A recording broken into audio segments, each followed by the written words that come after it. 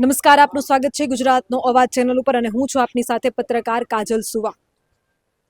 એ કોંઢ ગામ કે જ્યાં વીજ લાઈન પસાર થઈ રહી છે, 720 કેવીની એ લાઈન પસાર થઈ છે, જ્યાંથી ખેડૂતોને પોતાની જ માલિકીની જમીનમાંથી ઢસડીને કાઢવામાં આવ્યા હતા, જેના વિડીયો આપ સૌએ જોયા હશે, જ્યાં પોલીસને ધાડા અને ધાડા ઉતારી દેવામાં આવ્યા હતા, જ્યાં ઘોડા અને ગાડીઓને લઈને પોલીસ ત્રાટકી હતી। એ ગામની મહિલાઓ મારી સાથે ઉપસ્થિત છે, જેણે આબેહૂબ એ દ્રશ્યો જોયા છે। બેન, શું થયું હતું? ઈવડે બધા આયા જ સીધા, લેડી પોલીસ કંડક્ટર ને બધા હારે। પછી હું ઢોરાનું કરતી હતી, ઈમણી જઈ પછી મેં કીધું અમારા કોઈ નથી ને, એટલે જીસીબી અહીંયા તમે શેઢે ઊભું રાખો, કપામાં તમે જીસીબી ન ખોસો, અત્યારે અમારા આદમી આવા દો। પછી એ કે ના, કે અત્યારે લગીને 15 મિનિટથી ઊભા હી અને 5 મિનિટ અમે વાઇટ ન જોવી અમારે તમારે કોઈ ની કે। પછી મને કે સાઈન કરો, કે મેં કીધું સાઈન હું ન કરું કીધું। ખાતાદાર હો કોણ હે? મેં ખાતાદાર ઘરે હે કીધું। તો તમારે ખાતાદાર ની વાટ જોવી જોઈએ ને? તો કેમ 5 મિનિટ વાટ ન જોવી કે જીસીબી કે નાખી દો પોલીસ વાળા કે અમારા ઉપરથી કે હુકમ આવ્યો હે કે। મેં કીધું ઉપરથી હુકમ આવ્યો હે, તમારો હુકમ આવ્યો, બાવળા ચાલવાનો હુકમ આવ્યો હે કીધું તમારે। પછી આમથી ને આયા અમારા ઘરના, પછી એમને ભાદરા પડામાં ગયરા ને ભાદરા 5-6 જણ ઢળીને લઈને વહી ગયા બીજાની વાડીએ। પછી લેડીસી આવી, મેં પછી જીસીબી આડી આમ હાલી થોડુંક, પછી મેં કીધું હું આડી ઉભી રહું, જીસીબી કરવા ન દઉં। પછી 3 લેડીસે મને ઝાલી રાખી અને હાથ ઉગાવે પાછી, 2 કલાક લગીને ઝાલ રાખી અને પાછી ઉપરની ધમકી મારે, ગાયરું દે, એવું કરે, થાપા ઉડાડીને ઘોડે કરે, એમ બોલ તલ મારે નાખી સિયક ને આમ ન કરવાનું, તેમ ન કરવાનું, ઢળે બધી કોર ચારી કોર। પછી મેં કીધું આ ટપક ની નળિયું કીધું અમને હંકેલવા દે, કોઈ હાંભળ્યું નહીં અમારું, બધી નળિયું તોડ નાખી, ઢીસણ હમાણા ગોવાડી નાખ્યું, પાણી નીકળું નીમાં કોઈ કઈ પછી છૂટા જ ન કર્યા ઈમણી। પછી 3-4 વાગે છૂટા કર્યા, પછી કીધું ને તે પાછા બધી પોલીસ ભેગી થઈ। તો એનું વળતર તો દેવું છે ને બધું પૂરેપૂરું। ઈમણી ચાલવાનો અધિકાર નથી સરકારને। અત્યારે મત દેવો હોય તો ચેમ બધા ધડા આવે, દોધી અગુ બધા 4-4 ભાઈના બધા કાગરિયા લઈ લઈને આવતા, અત્યારે ચાંજીએ બધા એમને આવવાનો અધિકાર હે ને। અત્યારે મુર્ગું 4 વીઘા પડું હે ને 3 વીઘા ગોળી નાખ્યું હે ટપક ની નળિયે થી, 1 વીઘો ભર્યો હારું, કપા વાવેલો હે અંદર, બધું ગોળી નાખ્યું હે। બાગાય છે લોન ઉપાડીને તો ટપક કર્યું હોય, 2 મહિના નથી 15 દી 20 દી। પેલું જામફળી વાળું ખેતર છે જેમાં 4 પોલ આવે, એ તમારું છે? હા, જામફળી વાળું હમણાં જ વાડીએ જોઈને આવી છું। હે ત્યાં હું હતી જ વાડીએ, પણ મને ખબર હોય ખૂણા માથે અમારું વાડીએ હતી હું। એમ કરીને જે બધા છોડતા નહીં, પણ આમ ખેડૂત કરવા જ નથી દેતા, સેટા હોય ને ઉપાડી જ લે ડાયરેક્ટ। ઘરમાં રહેવાનું? હા, ઘરમાં રહેવાનું, આપણે ડેલે રહેવાનું, એ પડામાં જવા નથી દેતા। જાય ત્યાં બધી જ્યાં પોલીસ બેઠી હોય ત્યાંથી ઊભી થઈને નહીં કરાવે, ગરવા નથી દેતા ઠામ કઈ પડામાં। જબરજસ્તી ને નાખો હે, આપણે ગમે એમ કઈ ને તોય ઢોરા નીંદ નો નાખવા દે, પાવા નો જવા દે, તેમને બધું આવશે બધું કરવા।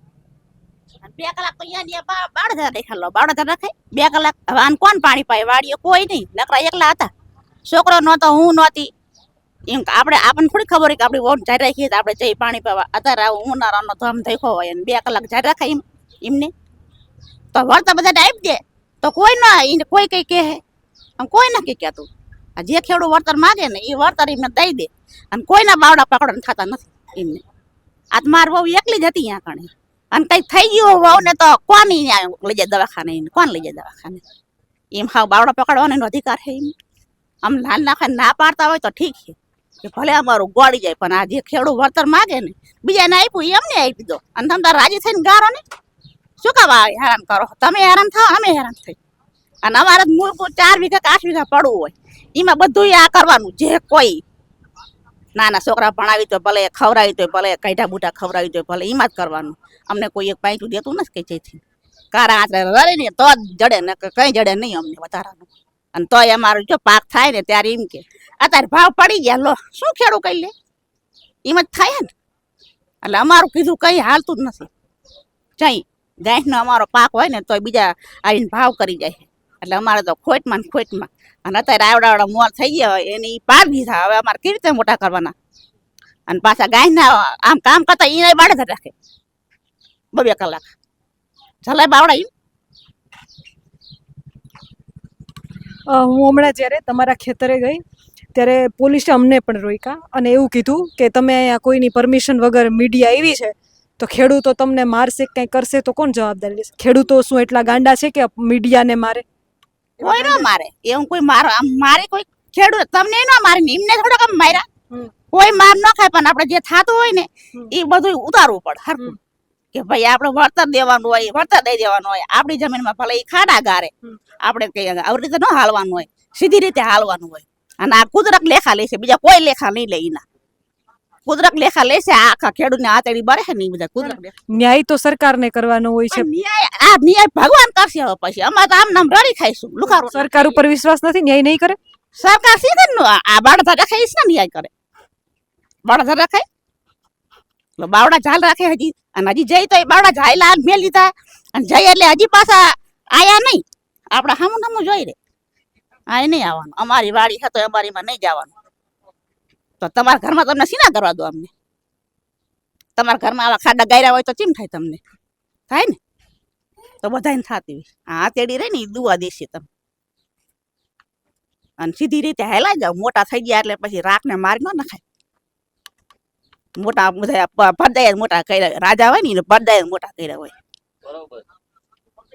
અને અત્યારે તો રાજા થઈ ગયા. અને રાજા થઈ ગયા એટલે હવે પછી પડદા માથે ઘા કરવા માંડ્યા. એવું થયું ને બધી વગર પૈસા જેસીબી કાઢી દેવા. અમારા છોકરા આમ છોડવા ને ભાંગતા બચારા. આ જેમ છોકરા ઓસેરે ને એમ છોડવા ઓસેરે ત્યારે થાય. તમારે 1 છોકરો હોય 2 છોકરા હોય તો ઉછેરો હોય ને એ રીતે અમે છોકરા ઓસેરી ને એટલે છોડવા ઓસેરી. એટલે જીસીબી ગોળી ગયા હે શું કે લેન તૂટી એમાં. તમે આયા જો આયા હો, જોઈ ગયો હો ને કાલ હતું ને એને ખૂંદી જાય એટલે શું ઉગે? હા ખૂંદી જાય એટલે ગોળી જાય પડું પછી માં કઈ સારું વત થોડું થાય કઈ. પોલીસની ગાડીઓ મેં લાઈવમાં જોયું છે. પોલીસની ગાડીઓ અને એ વીજ લાઈનનો માલ સામાન જેમાં લઈ આવવામાં આવે છે એ ટ્રકો ખેડૂતના ખેતરમાંથી બેફામ આડેધડ જાય છે. મેં જોયા છે, હાલમાં મેં જોયા છે.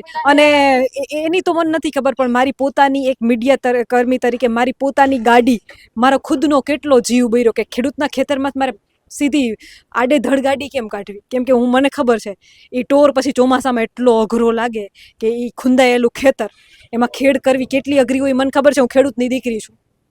ઉનાળામાં માટી મોરમનું કામ ચાલતું હોય ને 5 ટ્રેક્ટર કદાચ તમારા ખેતરમાંથી નીકળ્યા હોય ને તમે ગમે એટલી ખેડ કરો, ચોમાસા ટાઈમે એ જવાબ દે કે અહીંથી 5 ટ્રેક્ટર નીકળ્યા હતા. હવે તમે વિચાર કરો, આડેધડ ખેડૂતના ખેતરમાંથી એ રીતે વીજ લાઈનનો સામાન લઈ જવા માટેના ટ્રકો નીકળી રહ્યા છે. પોલીસની ગાડીઓ જાણે કે અહીંયા એક મોટું સિટી બની ગયું ને એવી રીતે. માણસ તો કોઈ છે જ નહીં, પણ બેફામ પોલીસની ગાડીઓ ખેતરોમાં દોડે છે અત્યારે. બીજી વસ્તુ કે બેને વાત કરી છે એ પ્રમાણે કે અમે અમારા દીકરાઓનો ઉછેર કરીએ ને એમ એક છોડનો ઉછેર કરીએ.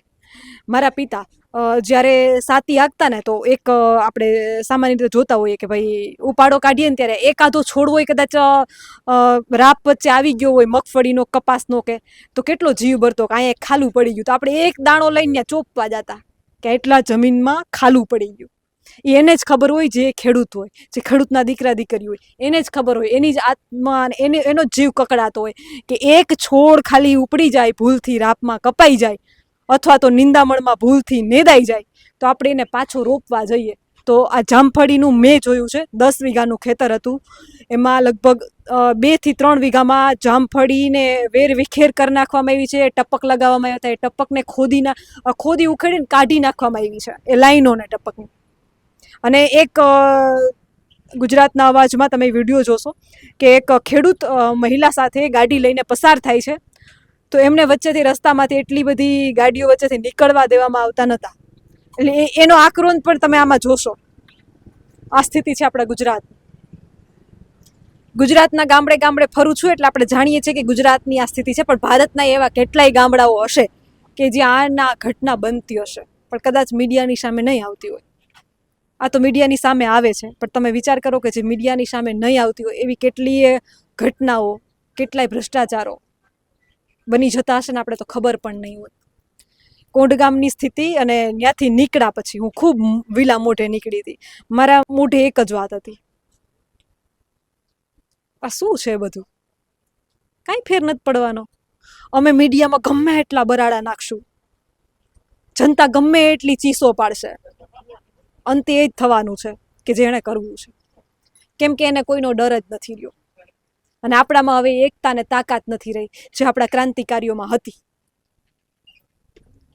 એક લાકડીના ટેકે દેશ આઝાદ કરાવવાની જે તાકાત હતી એ લગભગ હવે જનતામાં નથી, અને વાક આપણો પણ એટલો જ છે. આના વિશે તમારું શું કહેવું છે એ તમારા મંતવ્યો કમેન્ટમાં જરૂરથી જણાવજો, અને આપ જોતા રહો ગુજરાતનો અવાજ.